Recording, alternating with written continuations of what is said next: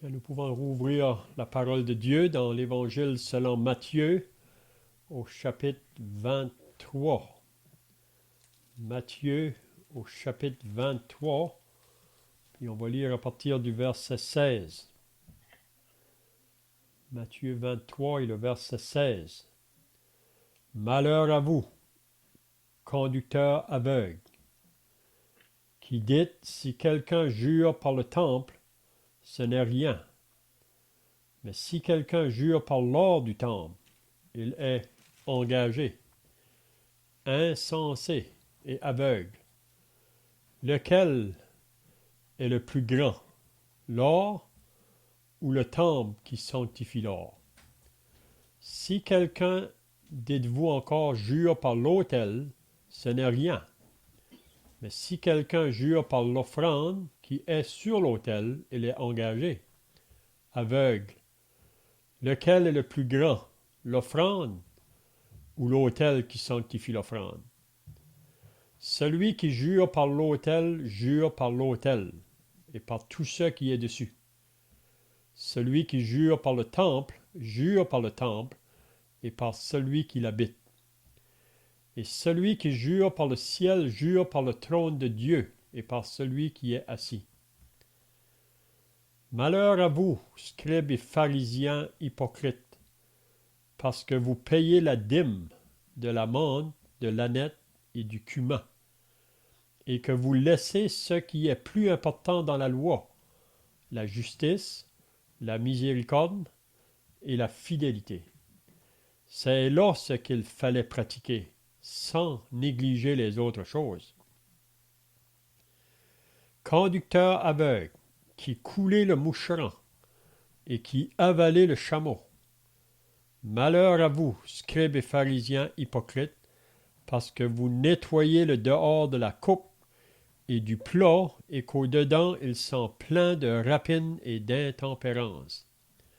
Pharisiens aveugles, nettoie premièrement l'intérieur de la coupe et du plat, afin que l'extérieur aussi devienne net. Malheur à vous, scribes et pharisiens, hypocrites, parce que vous ressemblez à des sépulcres blanchis qui paraissent beaux au dehors et qui au dedans sont pleins d'ossements de mort et de toute espèce d'impureté. Vous de même, au dehors vous paraissez juste aux hommes, mais au dedans vous êtes pleins d'hypocrisie et d'iniquité. Malheur à vous, scribes et pharisiens hypocrites, parce que vous bâtissez les tombeaux des prophètes et ornez les sépulcres des justes, et que vous dites, si nous avions vécu du temps de nos pères, nous ne nous serions pas joints à eux pour répandre le sang des prophètes. Vous témoignez ainsi contre vous-même, que vous êtes les fils de ceux qui ont tué les prophètes. Comblez donc la mesure de vos pères. Serpents, race de vipères, comment échapperez-vous au châtiment de la géhenne? C'est pourquoi voici je vous envoie des prophètes, des sages et des scribes. Vous tuerez et crucifierez les uns, vous battrez de verge les autres dans vos synagogues, et vous les persécuterez de ville en ville, afin que retombe sur vous tout le sang innocent, répandu sur la terre depuis le sang d'Abel, le juste, jusqu'au sang de Zacharie, fils de Barachi, que vous avez tué entre le temple et l'autel. Je vous le dis en vérité, tout cela retombera sur cette génération. Jérusalem, Jérusalem, qui tue les prophètes et qui lapide ceux qui te sont envoyés. Combien de fois ai-je voulu rassembler tes enfants comme une poule rassemble ses poussins sous ses ailes, et vous ne l'avez pas voulu.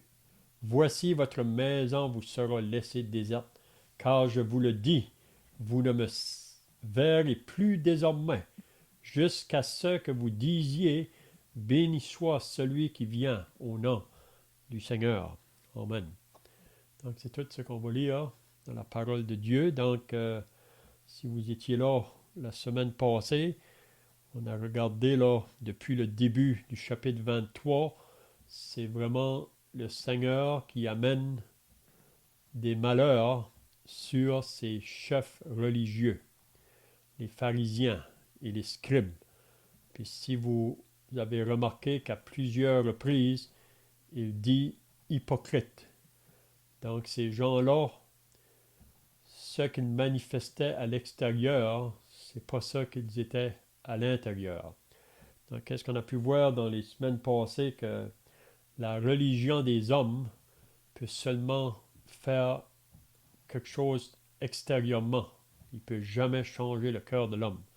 Donc c'est pour ça que Jésus disait à Nicodème, en vérité, je vous le dis, à moins qu'un homme naît de nouveau, il ne peut pas entrer dans le royaume de Dieu. Donc à moins d'une nouvelle naissance, une naissance de l'esprit, c'est impossible d'entrer dans le royaume de Dieu, c'est impossible d'être connecté avec Dieu. Donc, parce qu'on est pécheur de nature, puis on sait que ça a commencé depuis le début, par un homme, le péché est entré dans le monde, par le péché la mort, ainsi la mort s'est étendue sur tous les hommes, parce que tous ont péché. Donc l'homme a pris un chemin contraire à Dieu. Puis l'homme, dans son péché, dans sa nature charnelle, il marche toujours contraire à la pensée de Dieu. Il peut être bien religieux, extérieurement ça peut bien paraître, mais le dedans reste toujours tortueux. Puis c'est ça que Jésus fait comprendre ici à ses chefs religieux. C'est pas que Jésus, comme on a dit plusieurs fois, n'aime pas ces gens-là, mais c'est leur manière de vivre vraiment. Puis surtout leur aveuglement, qui pensent qu'ils sont corrects, qui pensent qu'ils sont en règle avec Dieu, mais ils sont loin de Dieu. Même on avait vu dans les premiers malheurs, là, il a dit malheur à vous, scribes et pharisiens, vous n'entrerez pas dans le royaume de Dieu et vous empêchez ceux qui voudraient entrer. Donc pour la plupart d'entre eux autres, ils ne vont pas entrer. Donc qu'est-ce qu'on va voir encore ce soir? C'est encore plusieurs malheurs là qui est mentionné. Puis c'est toujours dans le point que le Seigneur veut apporter là, que tout ce que vous faites, c'est seulement extérieur. C'est pour paraître, c'est pour vous faire voir devant les hommes. Mais vraiment, c'est pas ça qui importe vraiment. Qu'est-ce que Jésus veut faire comprendre, c'est qu'est-ce que nous sommes devant Dieu. C'est ça qui compte vraiment à la fin de tout. Donc Dieu lui regarde plus que l'extérieur. Il regarde ce qui se passe à l'intérieur de chaque être humain. Puis il veut que c'est l'intérieur vraiment qui doit changer. Puis on sait que si l'intérieur est réellement changé, ça va aussi affecter l'extérieur. Donc, qu'est-ce qu'on va voir là, dans le premier malheur? Je pense qu'on avait touché ça un peu la semaine passée, là, mais concernant de jurer. Et puis, on peut voir que la pensée des pharisiens, là, puis comme toute religion encore aujourd'hui, on est beaucoup centré sur le matériel, sur le physique. Parce que ils sont aveugles, ils ne sont pas en contact avec Dieu dans le sens spirituel, donc c'est tout le physique et le matériel. Donc ils mettent en plus d'emphase sur l'or, puis sur l'offrande, que le temple ou l'autel. Puis là, le Seigneur lui fait comprendre que vous êtes vraiment insensé et aveugle de penser de cette manière-là. Puis encore aujourd'hui, on peut voir ça dans les religions de ce monde. Qu'est-ce qui importe vraiment pour les religions de ce monde? C'est l'extérieur, premièrement, mais aussi, ils sont là souvent pour abuser du peuple pour leur propre intérêt à eux. Ils ne sont pas là vraiment pour prendre soin du peuple.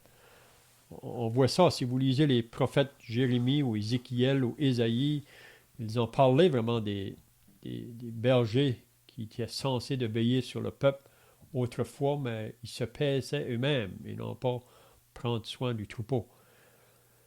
Donc, on pourra voir, les frères, si vous avez des pensées ici, là, concernant qu'est-ce qu'est-ce qui est plus important que Jésus dit, c'est vraiment le temple et l'autel, vraiment. C'est pas quoi ce qu'on met dessus. Mais eux étaient pris avec, comme j'ai dit, le matériel. Ensuite, on verra aussi concernant la dîme. Ils mettaient beaucoup d'emphase sur les prémices de tout ce qui arrivait là. Donc, c'est pas que c'était mal, ça, parce que c'était vraiment l'enseignement de la loi, mais ils mettaient beaucoup d'emphase là-dessus. Mais de l'autre côté, leur vie était associée à une vie d'injustice. Il n'y avait pas de miséricorde, de compassion pour les autres autour. Puis, ils n'étaient pas fidèles non plus. Puis là, Jésus les reproche. C'est correct, votre dîme, mais vous auriez dû aussi, vous devriez faire aussi ça. Hein? Puis ensuite, on verra qu'il va nous parler concernant du dehors, tout est bien, mais c'est le dedans. Hein? Donc, probablement qu'on ne touchera pas beaucoup plus loin que ça à soir, là, mais on voit aussi là, au verset 33, quand il parle à ces personnes-là, là, c'est très sévère. Hein? Il les appelle des races de vipères, des races de serpents. Comment échapperez-vous au châtiment de la géhenne? Il veut leur faire comprendre que si vous continuez dans cette voie-là, vous n'allez pas échapper au jugement de la géhenne. Donc Jésus le parle très clairement, mais on va voir quand même qu'ils vont rester, pour la plupart, endurcis, puis c'est vraiment là qu'ils vont avoir davantage le désir de faire mourir le Seigneur Jésus. Donc, j'en dirai pas plus dans l'introduction. Donc, si les frères ont des questions ou des pensées, c'est bien de les faire connaître.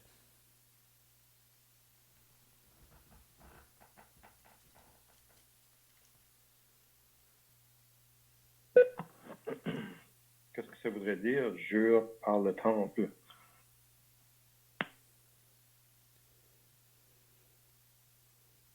Oui, on pourrait dire c'est comme faire un serment. Ils faisaient des serments. Où ils juraient pour une telle chose qu'ils allaient accomplir. Mais qu'est-ce qu'on voit ici? C'est qu'ils mettaient beaucoup d'importance. Ils disaient si quelqu'un jugeait par le temple, c'était pas vraiment. Ça comptait pas. C'était mieux jugé par l'or qui était sur le temple. Mais le Seigneur dit que ça, c'est pas la bonne manière de faire. Hein? C'est la même chose avec l'autel. Là. Plutôt de jurer par l'autel, ils juraient par l'offrande. Donc, probablement, les frères ont d'autres pensées, là.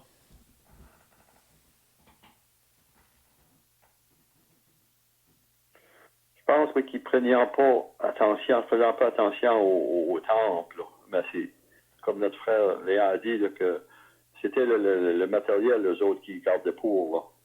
Parce que l'or du temple, c'était quelque chose qui les intéressait, mais je pense pas que le temple les intéressait pas beaucoup, mais c'était l'or qui les intéressait. Oui, c'est exactement ça la pensée pour moi. C'est parce que vous vous rappelez qu'on a vu là au chapitre 21, je pense, quand que Jésus est arrivé à Jérusalem, qu'est-ce qui se passait dans le temple? Ils avaient fait de la maison de prière une maison de trafic, de commerce. Hein? Donc, comme Silvio vient de dire, c'est pas le temple il n'y avait pas trop d'intérêt pour ça, c'était plutôt pour leur intérêt personnel. C'est ça qui importe vraiment. Si l'or peut rentrer, ou les offrandes peuvent rentrer, ça c'est tout concentré sur eux autres. Mm-hmm.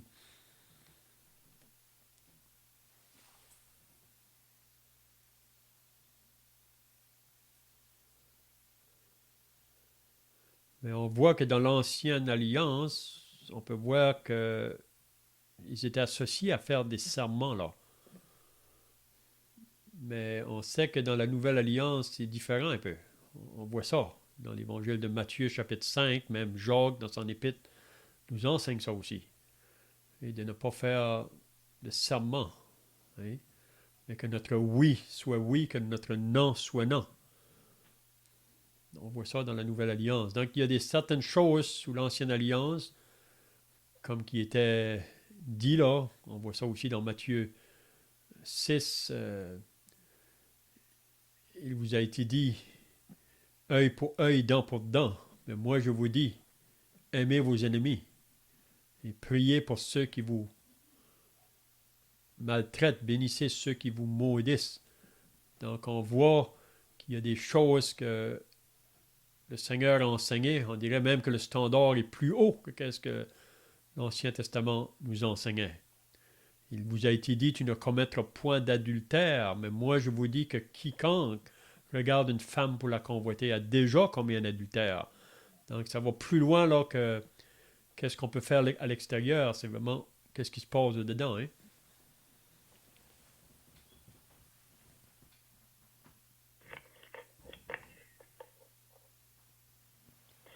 On peut-tu dire que Nicodème, ici dans Jean chapitre 3, là, c'est un pharisien, qu'il s'avait mis comme à part des autres parce qu'il est venu voir le Seigneur dans Jean chapitre 3.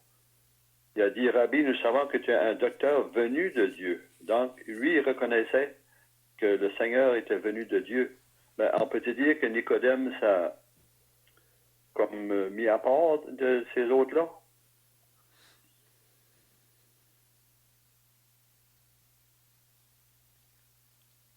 Oui, c'est sûr que Nicodème, on le voit agir dans chapitre 3, puis on le voit parler lorsqu'ils vont accuser le Seigneur pour le condamner. Nicodème va prendre la parole aussi pour en faveur du Seigneur Jésus. Puis on le voit par la suite avec Joseph d'Arimathée descendre le Seigneur de la croix. C'est sûr que Nicodème, il s'est mis à part, il reconnaissait que le Seigneur venait de Dieu, puis c'est évident qu'il a cru en lui.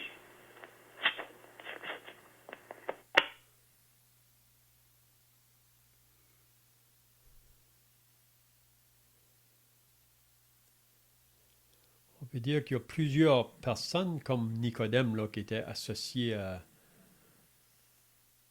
des groupes religieux, là, très donnés vraiment à ces groupes-là, mais qui à un moment donné, leurs yeux ont été ouverts.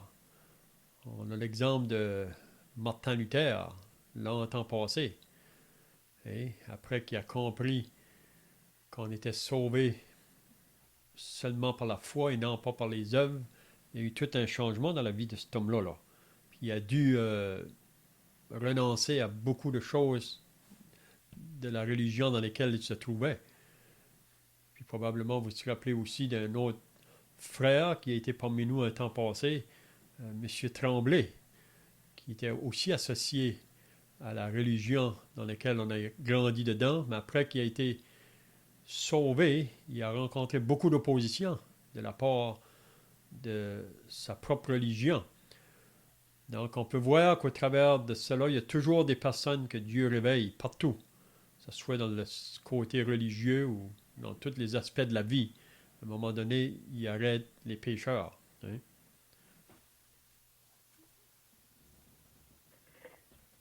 On peut penser aussi à Charles Cheniki. Notre frère a dit que le Seigneur avait ouvert les yeux à cet homme, parce qu'il a été longtemps, je pense, que dans l'Église catholique, cet homme-là. Là. Mm-hmm.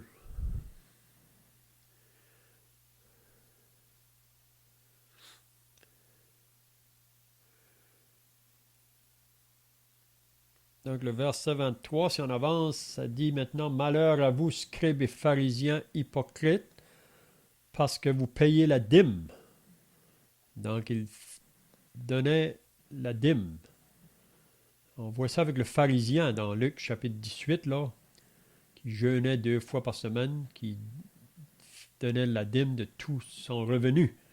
Donc ici, c'est vraiment quelque chose qui était quand même demandé par la loi, de donner le 10% de toutes les choses qui venaient là. Mais ici, on voit, c'est plutôt la dîme avec les toutes différentes épices, la menthe ou l'aneth ou le cumin. Donc, il pratiquait ça vraiment minutieusement dans ces choses-là. Mais il laissait les autres choses de côté qui étaient plus importantes vraiment.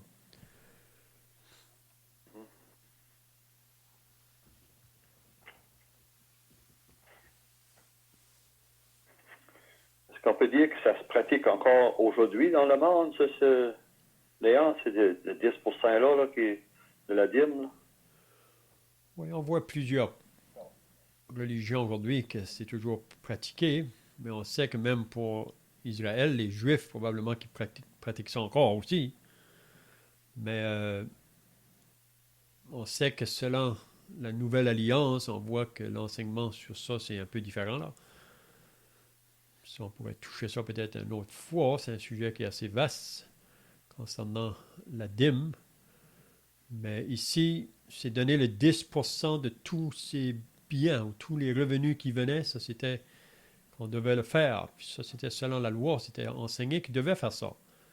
Mais eux faisaient vraiment le côté extérieur, là, ce qui paraissait. Ils étaient prêts à faire ces choses-là, comme le pharisien, je disais tout à l'heure, là, qui jeûne 2 fois par semaine, qui donne la dîme de tous ses revenus, mais qui n'avait aucune compassion pour celui qui était à côté de lui, le publicain. Oui. Donc, s'il devait avoir de la justice, il ne le faisait pas. S'il devait avoir de la miséricorde envers quelqu'un, il le négligeait. On pense l'homme qui était sur le long du chemin, là, l'histoire du bon samaritain. Vous se rappelez que la première personne qui a passé dans son chemin, c'était un prêtre, un sacrificateur. Puis ça nous dit qu'il a passé à côté. Il n'a pas eu aucune compassion pour lui. Probablement, c'était un homme qui donnait la dîme, mais sur l'autre côté, il n'y avait pas de compassion. Puis il mentionne aussi la fidélité, là.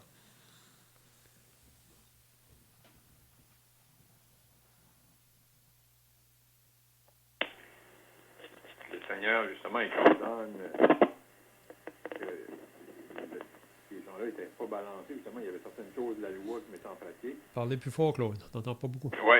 Il y a certaines choses de la loi qui mettaient en pratique, mais d'autres points qui étaient plus importants, qu'ils ne mettaient pas en pratique. Le Seigneur dit qu'il fallait pratiquer ces choses-là sans négliger les autres. Donc, on voit qu'eux mettaient une importance différente sur différents commandements ou différents passages de l'Écriture. Donc, le Seigneur dit que toutes ces choses-là étaient importantes. Il y en avait qui étaient plus importantes, mais il ne fallait pas négliger non plus les autres. Donc, eux, ils étaient sélectifs dans ce qu'ils mettaient en pratique. Donc, ça peut être... Puis on sait que ça existe dans la religion aujourd'hui, mais ça pourrait aussi nous arriver, à nous, de mettre plus d'importance sur certaines portions des Écritures, donc on peut, pour nous autres. On voit aussi qu'on avait un exemple pour la femme qui avait mis, qu'elle avait mis tout ce qu'elle avait. Elle n'avait pas grand-chose. L'autre, lui, il avait beaucoup d'argent, puis il avait mis beaucoup.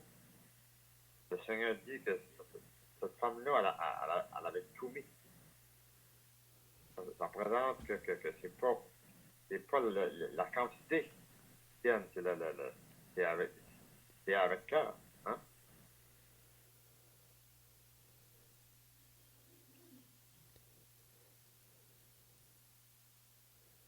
On va dû voir ça, Léon, dans la Bible, là. Oui, oui.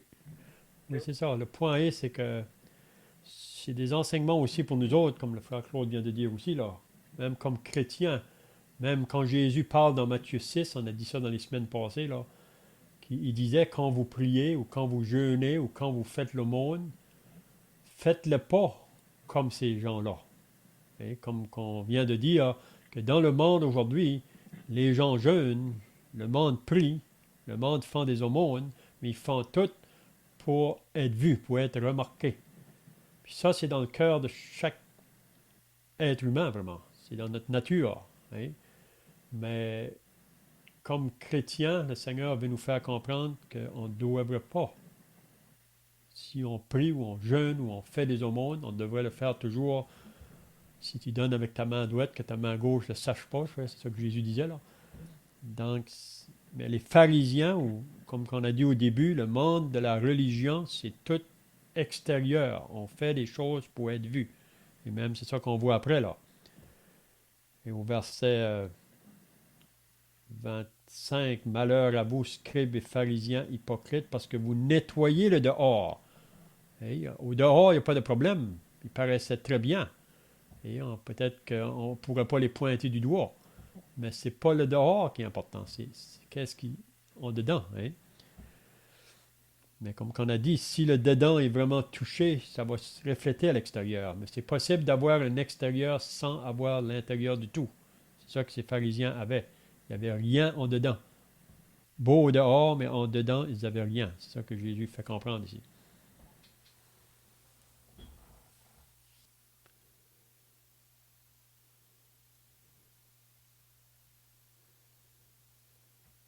Qu'est-ce qu'il veut dire au verset 24, là, qui coulait le moucheron et qui avalait le chameau? Qu'est-ce qu'il veut dire ici?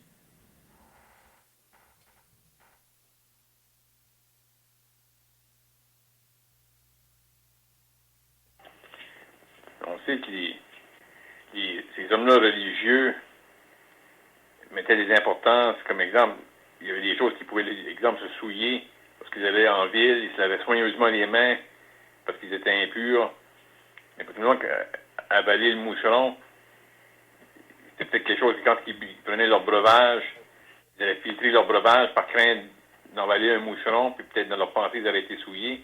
Le Seigneur dit, vous avalez le chameau dans les choses on dit qu'ils avalaient et qu'ils mettaient en pratique, puis qui étaient contre la loi, que le Seigneur condamne, c'était beaucoup plus grand, mais pire que d'avaler un moucheron.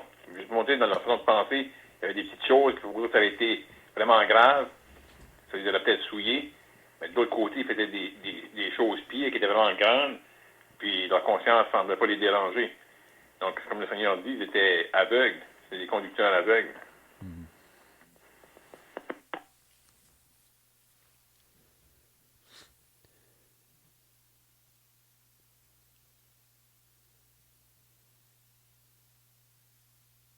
On peut toujours dire, qu'il mettait un filtre, un filtre pour filtrer, pour pouvoir envoyer les mouches, vraiment. Oui, c'est ça, c'est exactement ça. Dans ces choses-là, ils mettaient beaucoup d'importance, là. Hein? Mais on sait que Jésus a bien enseigné que c'est pas ce qui entre dans l'homme qui le souille, c'est ce qui sort de l'homme qui souille l'homme. Hein? Mais ils mettaient beaucoup d'importance sur le dehors. Donc, c'est comme on a dit tout à l'heure, tout au dehors, ça paraissait bien. Hein? Le beau, tout était bien, mais le dedans était sale.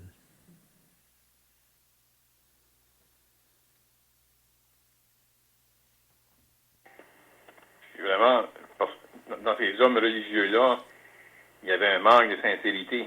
Parce que si on pense Nicodème, il faisait partie de ce groupe-là. C'était un pharisien, un de leurs chefs. Mais il était sincère, il est venu au Seigneur, il venait à l'évidence, malgré toute la loi qu'il pratiquait, il manquait quelque chose. Il est venu au Seigneur, puis le Seigneur il a ouvert les yeux. Il a parlé, puis c'est évident que Nicodème a cru. Mais encore, aujourd'hui, il y a de ces hommes religieux-là qui descendent, des pharisiens, puis même dans l'attente du Messie, ils disent qu'ils attendent un Messie qui va les délivrer, qui va leur donner la terre promise, mais ils n'ont pas besoin d'un sauveur en ce qui concerne leur péché. Ils n'ont pas besoin d'un sauveur en ce qui concerne la vie éternelle. Il y en a qui disent ça parmi les hommes religieux. Mais c'est juste pour dire comment aveugles qu'ils sont, parce que vraiment, c'est ça qu'ils ont besoin. Il n'y en a pas deux qui vont rentrer dans leur royaume, dans le millénium, sans recevoir le Seigneur Jésus comme leur sauveur pour le pardon de leurs péchés.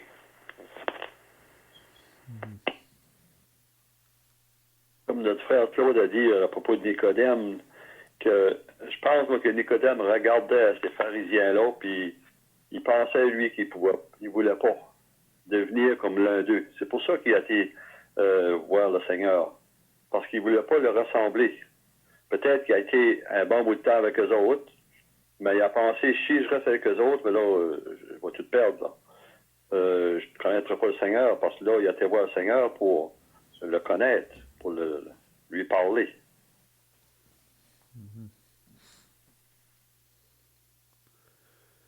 Oui, c'est des personnes, comme Paul dit dans l'Épître aux Romains au chapitre 10, qui veulent gagner le ciel par leur mérite, par leurs propres œuvres. Mais tout extérieur, ils ne réalisent pas vraiment qu'est-ce qui importe, c'est vraiment l'intérieur qui doit être transformé. Et l'apôtre Paul, si vous lisez dans l'Épître aux Philippiens, Paul lui-même, il dit là que qu'on pourrait arriver à Dieu là, par nos œuvres ou par les choses qu'on fait, lui, il dit qu'il allait rentrer à 100% dans le ciel, si j'arrêtais de cette manière-là. Mais il dit dans Philippiens chapitre 3, « Moi aussi, cependant, j'aurais sujet de mettre ma confiance en la chair. » Donc les pharisiens, vraiment, c'est ça qu'ils faisaient, ils mettaient leur confiance en la chair. Si quelqu'un autre croit pouvoir se confier en la chair, je le puis bien davantage. Puis là, il donne tout ce qui était vraiment, qui aurait pu lui donner un sujet d'entrée s'il s'est arrêté par cette manière-là.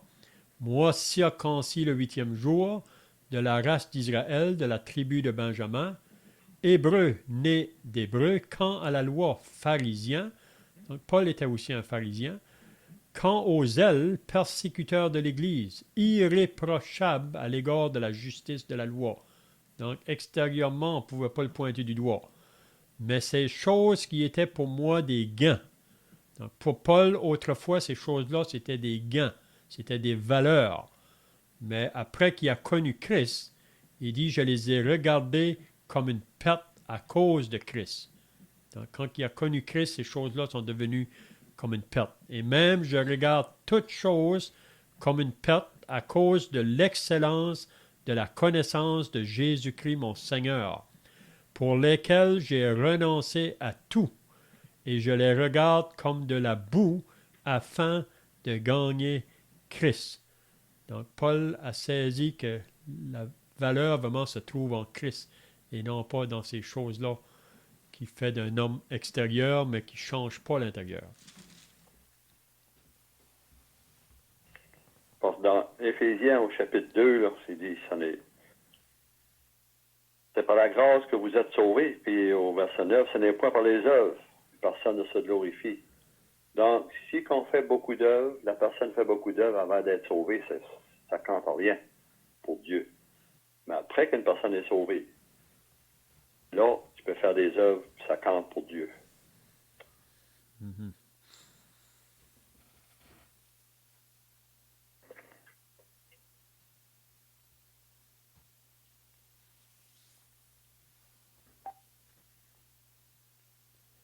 Donc, le verset 26, il mentionne encore, là, il leur dit vraiment, nettoie premièrement l'intérieur de la coupe.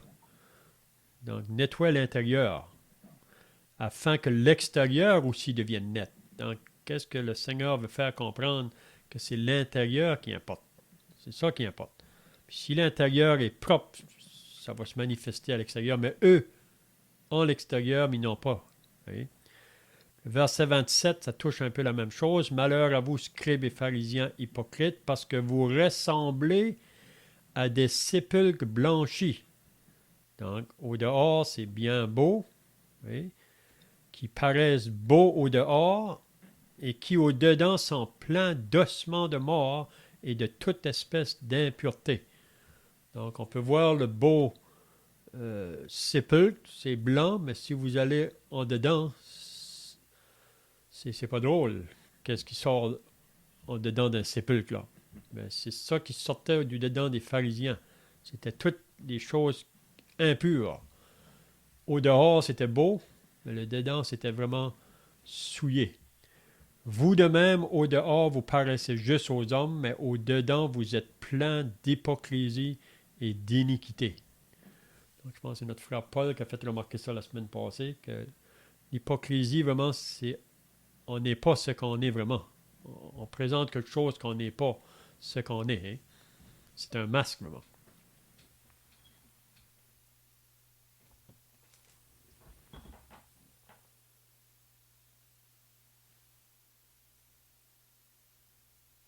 Il amène les pharisiens puis en dirigeant la religion juive,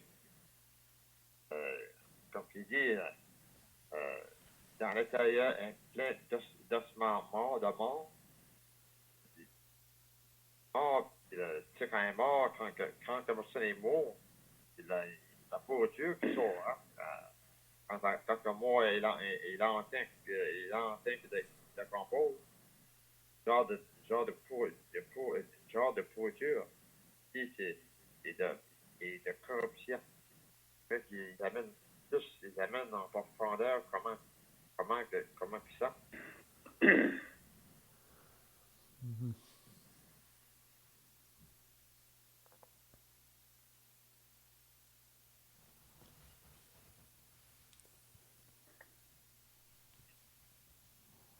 Verset 29, d'ailleurs, on peut avoir des éclaircissements là-dessus, là, que vous bâtissez le tombeau des prophètes et ornez les sépulcres des justes.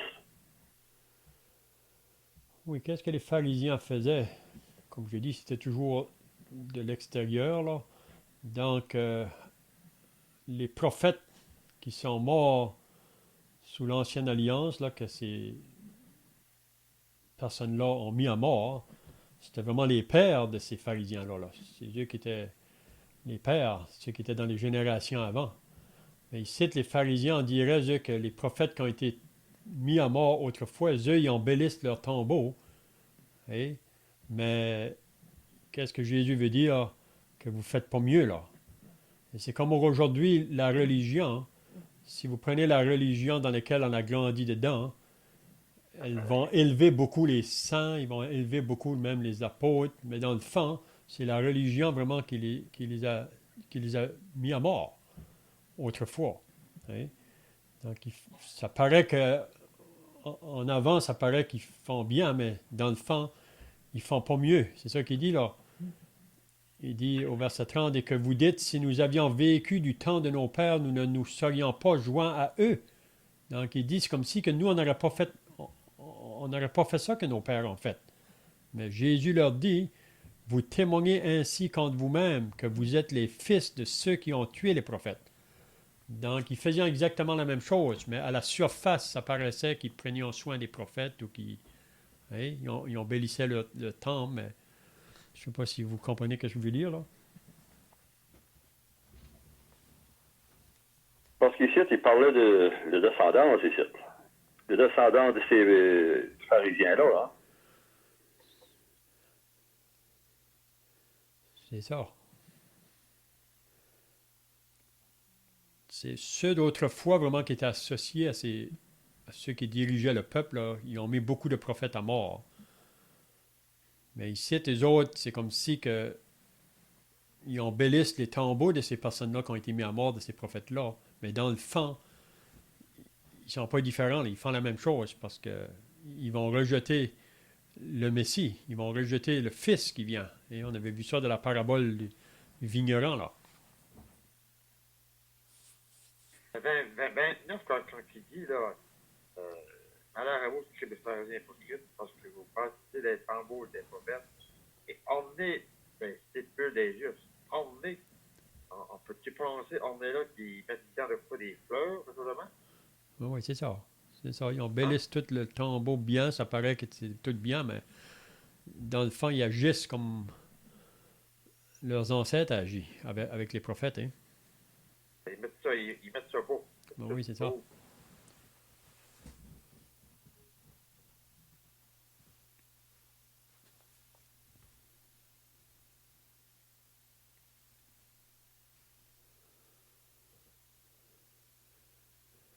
Je vois que le temps est passé, là, à moins que d'autres frères ont d'autres pensées ici. Sinon, un frère peut terminer par la prière.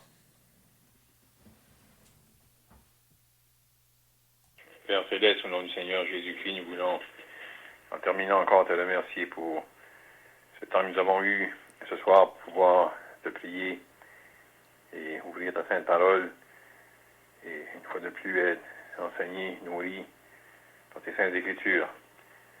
Père, on te remercie pour ce qu'on a considéré.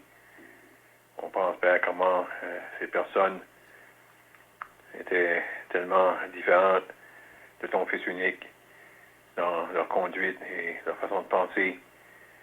On sait, Père, qu'ils n'avaient pas la vie. Et Père, on veut te prier pour nous qui sommes sauvés, que de jour en jour, pendant ce temps qu'il nous reste à vivre ici-bas, on pourrait être transformés de plus en plus à la ressemblance de ton Fils. On sait que c'est ce que tu veux faire avec nous et comment, si on se laisse guider par ton Saint-Esprit, il va agir en nous d'une manière à nous révéler ton Fils et éventuellement, nos vies vont être transformées de plus en plus à sa ressemblance. On te prie, Père, qu'on puisse être préservé du malin, qu'on puisse être gardé et que tu puisses avoir ta bonne main sur nous. On te prie ces choses par le nom du Seigneur Jésus-Christ. Amen. Amen.